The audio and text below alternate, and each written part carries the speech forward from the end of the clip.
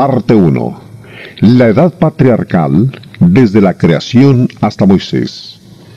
Durante esta primera parte de la historia bíblica, Dios gobernó los grupos familiares de su pueblo por medio de caudillos, quienes fueron conocidos como patriarcas. Esta palabra significa un padre que es gobernador. La edad patriarcal principió cuando Dios hizo todas las cosas y continuó hasta el tiempo cuando Moisés sacó al pueblo de Dios del cautiverio egipcio. La familia de Juan García, al igual que miles de familias de todo el mundo, se goza leyendo la Biblia todos los días. Ellos saben que la Biblia es el único mensaje de Dios escrito para nosotros. Esto hace de la Biblia el libro más importante sobre la tierra. Contiene el gran mensaje de todas las edades. Deberíamos estudiar la Biblia diariamente. Cuando Jesús venga otra vez, cada uno será juzgado por la palabra de Dios. Apocalipsis 20:12. Juan García, siendo cristiano, también se goza al leer la Biblia todos los días. Él sabe que vivirá para siempre, aún después de muerto. Él sabe también que la Biblia es el único libro que nos dice de dónde vino el hombre, por qué está en la tierra y cómo puede prepararse para vivir con Dios eternamente después de la muerte. Él sabe que todo lo que lee en la Biblia es verdadero. Estas lecciones bíblicas ilustradas con pinturas y fotografías le ayudarán a usted a entender y apreciar este maravilloso libro que nos ha sido dado por Dios. La Biblia, desde el principio hasta el fin, es una historia completa. Principia en los tiempos de Adán y la creación y va hasta los tiempos de Cristo y su iglesia. El Señor escogió aproximadamente 40 hombres diferentes con antecedentes muy diversos para escribir la Biblia. Puesto que estos escritores bíblicos vivieron con muchos años de diferencia, sucedió que pasaron 1600 años mientras que la Biblia se escribía. Sin embargo, todos estos escritores concuerdan en el mensaje y en el propósito. Esta armonía no es un accidente. Todos estos escritores fueron guiados directamente por el Espíritu de Dios. El apóstol Pedro afirma: porque nunca la profecía fue traída por voluntad humana, sino que los santos hombres de Dios hablaron siendo inspirados por el Espíritu Santo. Segunda de Pedro 1:21. La Biblia nos dice en lenguaje claro todas las cosas que Dios quiere que nosotros sepamos acerca de Él y los planes que Él tiene para nosotros. Este cuadro ilustra que hay 66 libros en la Biblia. Los primeros 39 forman el Antiguo Testamento. Los 27 libros restantes forman el Nuevo Testamento. Ambos testamentos son muy importantes. Sin embargo, los libros del Nuevo Testamento son los que guían a los cristianos de hoy. Por ejemplo, cuando una persona quiere ser cristiana, puede encontrar exactamente lo que debe hacer, leyendo el libro de los Hechos en el Nuevo Testamento. El Antiguo Testamento no da esa información. Todos los acontecimientos bíblicos ocurren en cualquiera de los siguientes 3 períodos principales de la historia: la edad patriarcal, la edad mosaica y la edad cristiana. Vea la información que se encuentra al pie de los cuadros. Dios habló a la gente en el primer período de la historia a través de los padres de los grupos familiares, como en el caso de Adán. En la segunda edad histórica, Dios dio sus leyes al pueblo por medio de Moisés. En el tercer período histórico, Dios dio al Evangelio a todo el mundo por medio de Jesucristo. Nosotros estamos viviendo ahora en la edad cristiana. La edad patriarcal principia con Adán y la creación. Después vienen las siguientes personas y acontecimientos más importantes: el jardín del Edén, el sacrificio por el pecado, la maldad, el diluvio, Abraham e Isaac, Jacob y José, José en Egipto, el nacimiento de Moisés y la liberación de Israel por Moisés. Ahora principiaremos con la creación y veremos algunos de los eventos famosos más destacados y a las gentes que participaron en ellos. En el principio creó Dios los cielos y la tierra. Génesis 1:1. Este es el primer versículo de la Biblia. Este nos muestra que Dios es el gran creador. Él hizo todas las cosas en el principio. En el principio, la tierra no tenía forma definida y todo estaba en tinieblas. La Biblia dice, y la tierra estaba desordenada y vacía, y las tinieblas estaban sobre la faz del abismo, y el Espíritu de Dios se movía sobre la faz de las aguas. Génesis 1:2. Fue entonces cuando Dios dio su primer mandamiento, el cual registra la Biblia. Sea la luz. Al mandato de Dios, la luz principió a existir. Hoy nosotros sabemos que sin luz nada pudiera vivir. Por lo tanto, Dios creó la luz antes de crear la vida. Dios siempre conoce exactamente lo que es mejor. Él creó todas las cosas en el tiempo apropiado y en el orden apropiado. Él siempre conoce exactamente lo que hace y por qué lo hace. Dios dijo, júntense las aguas que están debajo de los cielos en un lugar y descúbrase lo seco. Génesis 1:9. Dios llamó a lo seco tierra y llamó a la reunión de aguas mares. La tierra estaba ahora preparada para que la planta de la vida principiara. Enseguida Dios dijo, produzca la tierra hierba verde, hierba que dé semilla, árbol de fruto que dé fruto según su género, que su semilla esté en él. Todo ser viviente principió a existir por un milagro, completamente desarrollado y con capacidad para reproducirse. Por ejemplo, los primeros árboles que Dios creó eran capaces de producir otros árboles, y las primeras flores estaban listas para producir más flores.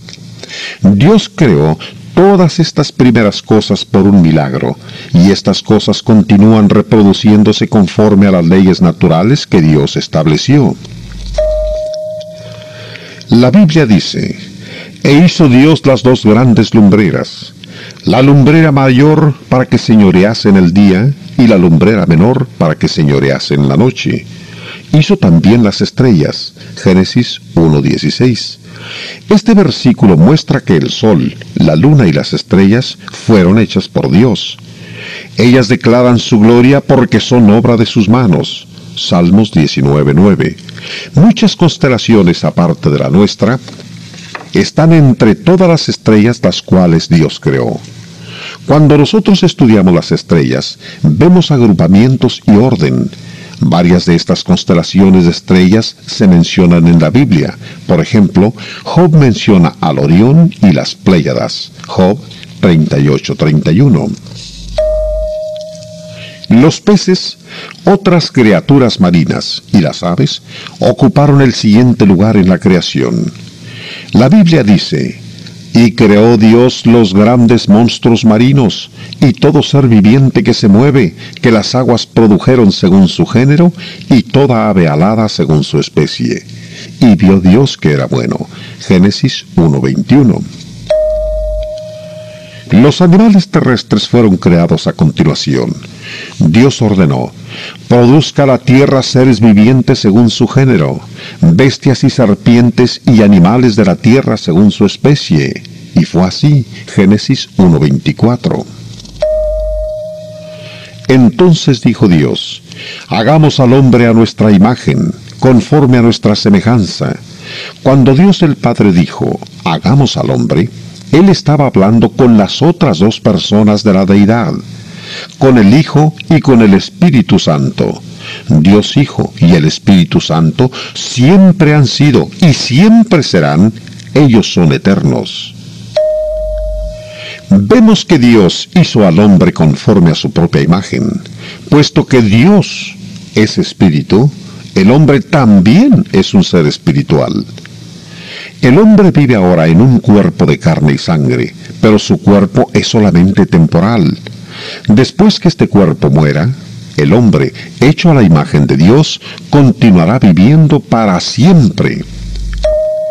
Dios constituyó al hombre gobernador sobre toda su creación, cuando dijo, «Y señoreé en toda la tierra». Génesis 1:26. De esta manera, podemos ver que el hombre es diferente de todas las otras criaturas y a la vista de Dios ocupa un lugar más alto porque, primero, Él está hecho a la imagen de Dios. Segundo, Él vivirá para siempre. Tercero, Él está puesto sobre la creación de Dios.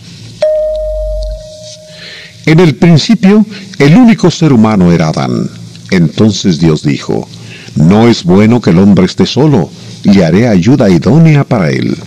Dios hizo a Eva para que Adán tuviera una esposa y una compañera. Cuando Adán vio a Eva, dijo, «Esto es ahora hueso de mis huesos y carne de mi carne. Por tanto, dejará el hombre a su padre y a su madre, y se unirá a su mujer, y será una sola carne». Génesis 2:23-24. Tiempo más tarde, Jesús enseñó que este primer matrimonio sigue siendo el ejemplo de Dios para nosotros. La flecha color rojo señala el jardín del Edén. Dios preparó el jardín del Edén como un lugar especial para Adán y Eva, porque Él los amaba. Vivir en ese jardín era como tener un cielo sobre la tierra, y así sería mientras que Adán y Eva siguieran obedeciendo a Dios. Los hijos de Dios disfrutaban de su hogar paradisíaco. Ellos tenían la compañía de Dios y se ocupaban labrando el huerto. Ellos podían comer del árbol de la vida y de todos los otros árboles del huerto. Solamente había una excepción. Dios había ordenado a Adán que no comiera del árbol de la ciencia del bien y del mal. Dios dijo, «Porque el día que de él comieres, ciertamente morirás». Génesis 2:17. Morir básicamente significa estar separado. Ahora Adán y su esposa se encontraban ante la disyuntiva de obedecer y permanecer cerca de Dios, o desobedecer y estar separados de Dios. Pero Satanás indujo a Eva para desobedecer a Dios. Le prometió que si ella comía de la fruta prohibida, sería tan sabia como Dios. Esto provocó la vanidad de Eva. Satanás dijo también que ella no moriría como Dios les había advertido. Esto hizo que Eva dudara de la palabra de Dios. Eva vio que la fruta prohibida era agradable a la vista y que era buena para comerse, y además la haría sabia. Así fue como ella cedió ante la tentación y comió de la fruta prohibida. Después, ella fue a compartirla con su esposo, e inmediatamente ellos se dieron cuenta de su desobediencia y de su desnudez.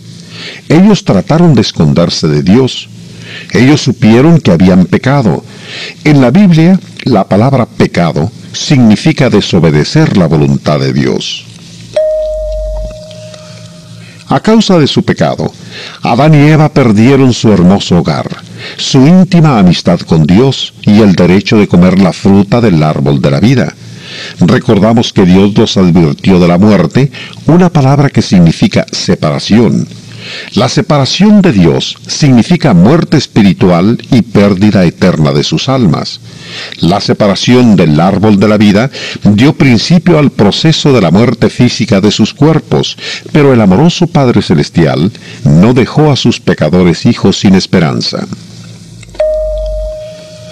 El primer rayo de esperanza que Dios da al hombre se deja ver en las palabras que Él usó para condenar a la serpiente. «Y pondré enemistad entre ti y la mujer, y entre tu simiente y la simiente suya. Esta te herirá en la cabeza, y tú le herirás en el calcañar». Génesis 3:15. Cientos de años después, Jesús, nacido de mujer, Gálatas 4:4, fue crucificado por nuestros pecados. En esta forma, el diablo hirió en el calcañar a Jesús. Mas fue una pequeña herida, Pero cuando Jesús se levantó de entre los muertos, él hirió la cabeza de la serpiente, dio al diablo un golpe aplastante.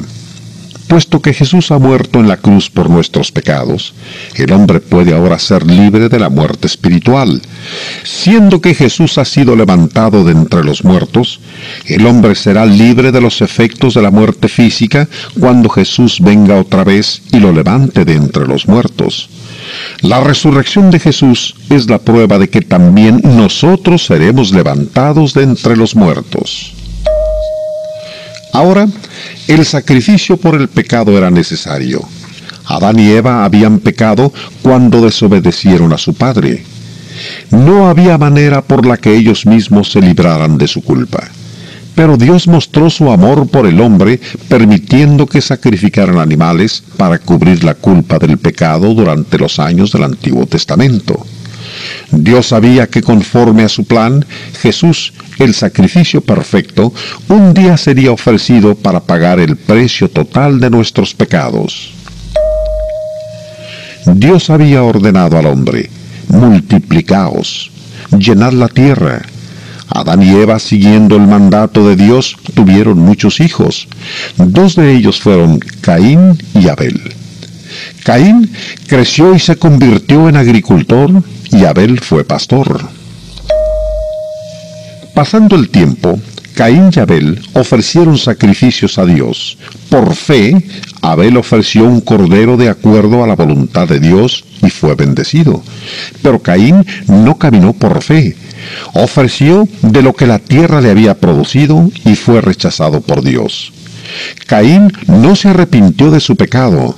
En lugar de esto, él fue alimentando sentimientos insanos hacia su hermano Abel hasta que finalmente lo asesinó. Los sacrificios de Caín y Abel representan 2 clases de adoradores. Primero, aquellos quienes, como Abel, adoran a Dios de acuerdo a su divina voluntad. Y segundo, aquellos quienes, como Caín, adoran sin tomar en cuenta las instrucciones dadas por Dios. Dios no acepta sustituciones. No lo hizo en los días de Adán y tampoco lo hará hoy. La maldad pronto principió a llenar la tierra. Mientras la población crecía, la maldad se extendía. El diablo estaba controlando las vidas de casi toda la gente. El pecado cubría a todos, desde el más alto gobernador hasta el más pobre del pueblo. Aún sus pensamientos e imaginaciones tendrían continuamente el pecado y a toda clase de maldad. La justicia, el amor y la misericordia estaban ausentes. Dios vio que el género humano, hecho a su imagen, había caído bajo el poder de Satanás. Dios sufría en su corazón. Él vio que tenía que destruir a la gente perversa. El diluvio fue el medio usado por Dios para quitar a toda la gente mala de sobre la tierra, para que una vez más ésta estuviera limpia. Después de esto, Él daría a la humanidad otra oportunidad para que le sirviera en una forma mejor. Noé y su familia, 8 personas en total, eran los únicos que continuaban obedeciendo a Dios. Por esto Dios escogió a Noé para que construyera un barco gigante o arca de madera de gofer, a causa del gran diluvio, el cual vendría pronto. Noé hizo todo lo que pudo para prevenir a otros, pero ellos no escucharon. Debido a que la gente de ese tiempo vivía muchos años, Noé tuvo aproximadamente 120 años para predicar a la gente y preparar el arca. Dios estaba mostrando su amor y misericordia a la gente pecadora, dándoles tiempo para que cambiaran de forma de vivir antes que viniera el diluvio. Tiempo más tarde, el apóstol Pedro hace referencias a la misericordia que Dios tuvo durante estos acontecimientos. Cuando una vez esperaba la paciencia de Dios en los días de Noé, mientras se preparaba el arca, en la cual pocas personas, es decir, 8, fueron salvadas por agua. El bautismo que corresponde a esto ahora nos salva. Primera de Pedro 3, 20, 21. Estos versículos muestran también que la misericordia de Dios, hasta hoy, sigue extendiéndose al hombre. Cuando llegó el tiempo de subir al arca, conforme al mandato de Dios, Noé introdujo en el arca a su familia y a parejas de diferentes especies de animales. También almacenó comida para ellos en el arca, tal como Dios le había dicho que hiciera. El resto de la gente no había prestado atención a las advertencias de Noé. Al rechazar las advertencias de Dios, rechazaron su amor. Cuando Dios cerró la puerta del arca, nadie más pudo abrirla. El tiempo para recibir el amor de Dios había pasado. El diluvio cubrió las cimas de las montañas. Los que no fueron salvos no tenían a quién culpar sino a ellos mismos. Hoy, en la misma forma, mucha gente no está poniendo atención a las advertencias de Dios de que destruirá la tierra con fuego. Dios nos previene. El Señor no retarda su promesa, según algunos la tienen por tardanza, sino que es paciente para con nosotros, no queriendo que ninguno perezca, sino que todos procedan al arrepentimiento. Pero el día del Señor vendrá como ladrón en la noche, en el cual los cielos pasarán con gran estruendo y los elementos ardiendo serán deshechos, y la tierra y las obras que en ella hay serán quemadas. Segunda de Pedro 3, 9, 10. Así como Noé previno a la gente de su tiempo, diciéndoles que la tierra sería destruida con agua, también la Biblia nos previene hoy diciéndonos que será destruida con fuego. El arca de Noé flotaba sobre las aguas del diluvio por encima de la superficie de la tierra. Las mismas aguas que destruyeron la maldad y limpiaron la tierra fueron las que salvaron a quienes estaban dentro del arca. Todos los que fueron salvos estaban dentro del arca de Dios. Así hoy, todos quienes son salvos están dentro de la familia espiritual de Dios, que es la iglesia. Después de 150 días, las aguas comenzaron a descender lentamente. Finalmente, el arca se posó sobre el monte Ararat. Noé, su familia y los animales habían estado dentro del arca por más de un año. Después de esto, ellos salieron pisando sobre tierra seca. En agradecimiento, Noé ofreció sacrificios de animales en adoración a Dios. Dios colocó el arco iris en los cielos como una señal de su promesa de que nunca más destruiría la tierra con agua. Pero recordemos la prevención que Dios hace por medio del apóstol Pedro de que al final de los tiempos la tierra será destruida con fuego. Hay numerosas evidencias de este gran diluvio.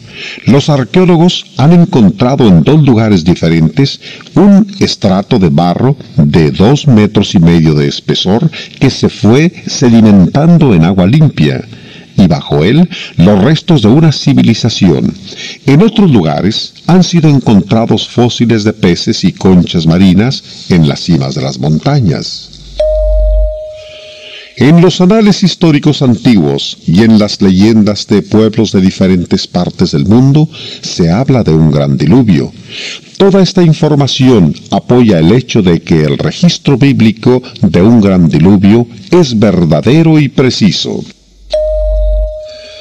Abraham e Isaac aparecen en la historia bíblica 9 generaciones después del diluvio. Durante estos años, los descendientes de Noé continuaron apartándose de Dios. Dios les había dicho que se multiplicaran y poblaran la tierra. En lugar de hacer eso, ellos principiaron a construir una torre muy alta, la Torre de Babel, esperando no separarse uno del otro. Dios deshizo sus planes haciéndolos hablar diferentes lenguas, incapaces para entenderse entre ellos. Dejaron de construirla y grupo por grupo principiaron a esparcirse hacia diferentes partes del mundo. Sin embargo, la gente no aprendía nada de estas experiencias, seguían tornándose cada vez más pecadores. Durante este tiempo de confusión y pecado, Dios escogió a Abraham para que le sirviera en forma especial. Al igual que Noé, siglos antes, Abraham era un hombre de fe. Él amaba y obedecía a Dios. Cuando Dios ordenaba, él obedecía al momento. Vete de tu tierra y de tu parentela y de la casa de tu padre a la tierra que te mostrare. Con este mandamiento, Dios prometió a Abraham que por su simiente toda la tierra sería bendita. Esta promesa se refería a la venida de Jesús, quien fue descendiente de Abraham. Dios repitió esta misma promesa a Abraham en varias ocasiones. Prometió a Abraham que sus hijos serían innumerables como la arena del mar o como las estrellas del cielo, pero Abraham envejecía y aún no tenía hijos. Un día, Dios envió 3 mensajeros con buenas noticias para Abraham. Le dijeron que él y su esposa, Sara, tendrían un hijo. Entonces Dios empezaba a cumplir su promesa hacia Abraham, que el mundo se cubriría con su descendencia. Cuando Sara oyó lo que los hombres dijeron, se rió de sí misma. Ella y Abraham tenían casi 100 años, eran demasiado viejos para ser padres. Pero más tarde, Abraham dio gracias a Dios una y otra vez por su hijo Isaac, el cual nació poco menos de un año después que Sara se había reído, tal como Dios lo había prometido. Cuando Isaac creció, Abraham envió mensajeros a su propio pueblo en Harán y trajeron a Rebeca para que fuera la esposa de Isaac.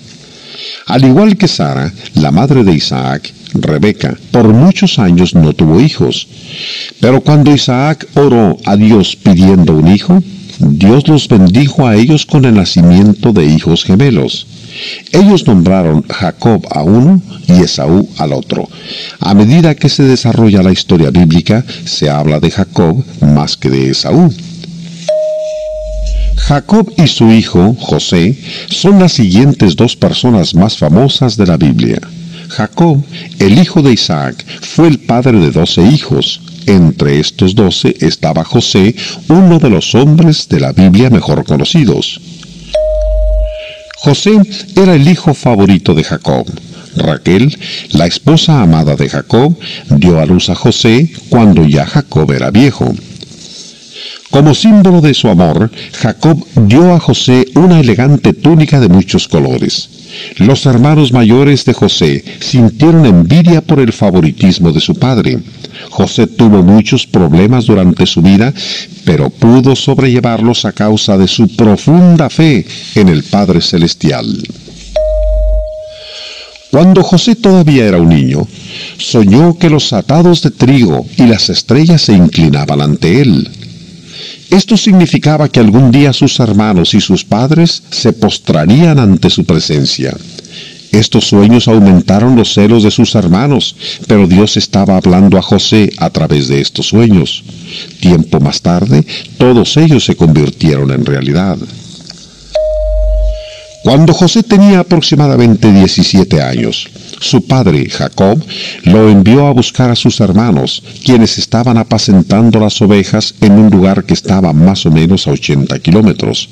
Debido a que sus hermanos lo odiaban, este era un viaje peligroso.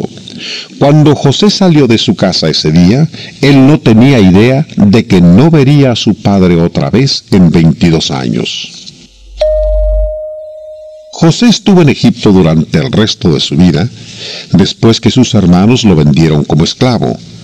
Veremos cómo los hermanos de José lo vendieron y cómo fue llevado a Egipto. La vida de José es un bello ejemplo de la providencia de Dios, tornando lo malo en bueno en la vida de sus hijos. Cuando José llegó al campamento de sus hermanos, ellos lo hicieron prisionero. Le quitaron su hermosa túnica y lo arrojaron en un pozo profundo. José imploraba misericordia a sus hermanos, pero ellos no escucharon. Más tarde lo sacaron de la cisterna para venderlo como esclavo a un grupo de mercaderes que iba camino a Egipto. Los hermanos de José mancharon la túnica de colores con la sangre de un cabrito y fueron a mostrársela a su padre. Para encubrir sus propios pecados, engañaron a su padre Jacob, haciéndole creer que a su hijo favorito lo habían matado alguna fiera. José fue vendido a un capitán egipcio llamado Potifar, quien pronto colocó a José al frente de todos sus negocios, de todo su dinero y de todas sus posesiones. Esta era una posición de mucha importancia y responsabilidad. Las cosas marchaban bien para José hasta que la esposa de Potifar se enamoró de él. Cuando él no correspondió a su amor, ella acusó a José falsamente de haber tratado de seducirla. El ofendido marido puso a José en la prisión, no sabiendo que José era completamente inocente. Pero Dios protegió a José aún en la prisión. Pronto José fue puesto sobre todos los prisioneros. Dios le dio también el don de interpretar sueños. En una ocasión, él interpretó los sueños de un copero y de un panadero, a quienes Faraón, el rey de Egipto, había puesto en la prisión. El copero soñó que servía el vino al rey. El panadero soñó que las aves se comían su pan. José dijo que el sueño del copero significaba que él regresaría a su trabajo y que el sueño del panadero significaba que sería colgado en la horca. Ambas interpretaciones resultaron verdaderas. Aproximadamente 2 años después, Faraón tuvo un sueño. Él vio 7 vacas gordas saliendo del río Nilo, seguidas por 7 vacas flacas. Las vacas flacas se comieron a las gordas, pero ni por eso engordaron 1 gramo más. En otro sueño, el rey vio 7 espigas de trigo consumidas por la plaga y otras 7 espigas completamente sanas y con hermosos granos. Y vio cómo las espigas marchitas devoraban a las sanas, mas no por eso las espigas cambiaron de apariencia. Ninguno de los hombres sabios, magos o encantadores pudieron interpretar los sueños. Fue entonces cuando el copero del rey recordó que José, 2 años antes, había interpretado sus sueños en la cárcel. Cuando el rey supo de José, inmediatamente lo llamó de la prisión para que interpretara sus sueños. José dijo que las vacas gordas y las turgentes espigas del trigo significaban 7 años de abundante alimento, pero que las vacas flacas y las espigas marchitas significaban que seguirían 7 años en los que no habría cosechas y una terrible hambre se apoderaría de la tierra. Así supo el rey que el Dios de José le había mostrado la interpretación de los sueños. El rey tenía gran confianza en José y en el Dios a quien él servía. Él colocó a José como responsable del almacenamiento del grano que sería usado durante 7 años de escasez. José fue ascendido a gobernador de todo Egipto. Solamente Faraón era superior a él. En tiempos modernos, han sido descubiertos grandes almacenes subterráneos en Egipto. Estos almacenes tenían capacidad para guardar cientos de toneladas de grano. Después de 7 años de abundante producción de alimento, la tierra se tornó improductiva. El alimento escaseó en todos los países, incluyendo la tierra de Canaán. Cuando el hambre empeoró, los hermanos de José tuvieron que ir desde Canaán hasta Egipto y permanecer ante José implorando alimento. Después de 21 años de separación, ellos no lo reconocían. Este cuadro muestra a los hermanos de José inclinándose ante él, tal como lo había soñado José cuando era niño. Más tarde, José dio a conocer a sus hermanos. Él les aseguró que les perdonaba porque podía ver la mano de Dios en todo esto. Él presentó a sus hermanos al faraón, quien les dio la bienvenida a Egipto. Faraón también invitó a su padre Jacob, y toda la familia vino a vivir a Gosén, la mejor tierra en Egipto. Después de muchos años en Gosén, los hijos de Jacob y los nietos fueron conocidos como hijos de Israel o israelitas. Israel es el nombre que Dios había dado a Jacob. José murió cuando tenía 110 años. Él sabía que su pueblo regresaría un día a la tierra prometida de Canaán, por lo que antes de morir, José pidió que conservaran su cuerpo y lo llevaran con ellos para ser sepultado en la tierra de Canaán.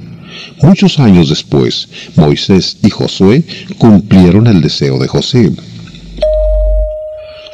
El nacimiento de Moisés ocurrió durante el reinado de un nuevo faraón, muchos años después de que José había muerto. El hecho que José hubiera hecho tanto por Egipto debe haber significado muy poco para el nuevo gobernador. Él principió a perseguir a los israelitas sin misericordia. Los hizo esclavos y los sujetó a tratos crueles. En esta aciaga época nació Moisés. El malvado rey estaba temeroso porque había muchos israelitas en Egipto. Por esto ordenó que todos los varones recién nacidos fueran arrojados a las aguas del Nilo. Para salvar la vida de su hijo, la madre de Moisés preparó un cesto especial y dejó que el niño flotara sobre las aguas del Nilo entre los carrizales cercanos a la orilla. Cuando la hija del faraón vino con sus doncellas al río, encontró al niño Moisés. Tan pronto como lo vio, quedó prendada de él y decidió adoptarlo como su propio hijo. Pero la princesa permitió a Miriam, la hermana de Moisés, que buscara una mujer israelita para que alimentara al niño. Fue así como la propia madre de Moisés lo llevó a su casa y lo cuidó hasta que creció. Esta maravillosa historia muestra el gran amor y cuidado que Dios tiene para su pueblo. Con el paso de los años, el disgusto de Moisés fue creciendo por la terrible forma en que el pueblo estaba sufriendo bajo la crueldad de los egipcios. Aunque él había sido llevado al palacio real cuando todavía era muy chico, Moisés nunca olvidó algunas de las cosas que él había aprendido de sus padres en su propio hogar. Sabía que también él era uno de los del pueblo elegido de Dios, un hebreo, un israelita. Los resentimientos de Moisés contra los egipcios fueron creciendo hasta que finalmente lo llevaron a la acción. Cuando él tenía 40 años, mató a un egipcio porque estaba golpeando a uno de sus hermanos israelitas. Moisés había decidido defender al pueblo de Dios en lugar de disfrutar de una vida de riquezas en el palacio del rey. Él temía que los egipcios lo mataran, por lo que huyó a un lugar llamado Madián. Durante los 40 años siguientes, Moisés fue pastor en la tierra de Madián. Moisés libertó a Israel después de haber sido llamado por Dios para esta magna labor. Los muchos problemas que Moisés tuvo en los primeros años de su existencia lo ayudaron a prepararse para la gran obra de su vida: sacar al pueblo de Dios del cautiverio egipcio. El llamado de Dios llegó a Moisés en una forma poco acostumbrada. Dios le habló desde un arbusto que ardía sin consumirse.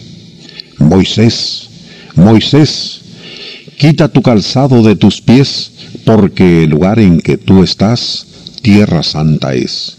Ven, por tanto, ahora, y te enviaré a Faraón, para que saques de Egipto a mi pueblo, los hijos de Israel. Éxodo 3, 4, 10.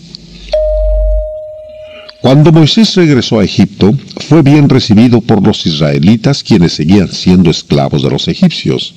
Debido a que Moisés no podía hablar bien, Dios escogió a Aarón, hermano de Moisés, para que hablara por él. Ellos principiaron a trabajar inmediatamente para libertar a los israelitas de los egipcios. Pronto se les permitió a Moisés y a Aarón presentarse delante de Faraón para decirle lo que Dios esperaba de su pueblo. Durante esta primera entrevista, Faraón no les creyó. Él preguntó con arrogancia: ¿quién es Jehová, para que yo oiga su voz? En una visita posterior, Aarón dio pruebas del poder de Dios. Arrojó la vara que llevaba en su mano, y la vara se convirtió en culebra en la presencia misma de Faraón. Pero Faraón no se dejó impresionar con aquello. sus magos también convirtieron sus varas en culebras. Mas la culebra de Aarón se atragó a las otras. Esto mostró que ningún otro poder es tan grande como el poder de Dios Todopoderoso. A pesar de eso, Faraón siguió terco sin que el poder de Dios lo impresionara. Él no dejaba salir al pueblo de Dios. Al siguiente día, Moisés pidió otra vez a Faraón que libertara a los israelitas. Cuando Faraón se negó a hacerlo, Dios convirtió todas las aguas de Egipto en sangre. Esta fue la primera de las 10 grandes plagas que Dios envió sobre los egipcios. Otras de las plagas fueron las siguientes. Dios convirtió el polvo en piojos, hizo que aparecieran ranas en toda la tierra, aún en los hornos y en las camas de los egipcios. Envió 3 días de tinieblas tan negras y espesas que nadie salió de su casa. Cada plaga mostró el poder de Dios sobre alguna de las muchas deidades adoradas por los pecaminosos egipcios. A pesar de las plagas, Faraón seguía terco. En lugar de dejar libres a los israelitas, los hizo trabajar más duramente. Pero Dios seguía oyendo las oraciones de los israelitas pidiendo libertad. Después que había enviado 9 plagas sobre los egipcios, Dios dijo a Moisés: una plaga traeré aún sobre Faraón y sobre Egipto, después de la cual él los dejará ir de aquí. Éxodo 11:1. Dios instruyó a cada familia israelita para que mataran un cordero y rociaran su sangre en el dintel y en los postes de la puerta de sus hogares como una protección de la última plaga. La última plaga iba a ser la muerte de todo varón primogénito de cada hogar egipcio y también de los primogénitos de todos los animales. Los israelitas protegidos en sus hogares no tenían peligro de morir. Dios dijo: y la sangre os será por señal en las casas donde vosotros estéis, y veré la sangre y pasaré de vosotros. Y no habrá en vosotros plaga de mortandad cuando hiera la tierra de Egipto. Éxodo 12:13. La sangre de los corderos salvó a los israelitas de la muerte. Más adelante veremos cómo la sangre de Jesús nos salva de nuestros pecados cuando le obedecemos y nos convertimos en cristianos. Dios cumplió su promesa. Hacia la medianoche, Él pasó con el destructor y la muerte entró a toda casa en Egipto, donde la sangre no se encontró. El palacio del rey no escapó. Su hijo mayor fue encontrado muerto después de la medianoche.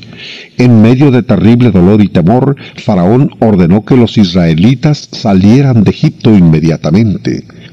Sin embargo, Faraón cambió de parecer otra vez. Cuando él creyó que la marcha de los israelitas había sido detenida por el desierto, él condujo el ejército egipcio para atraparlos.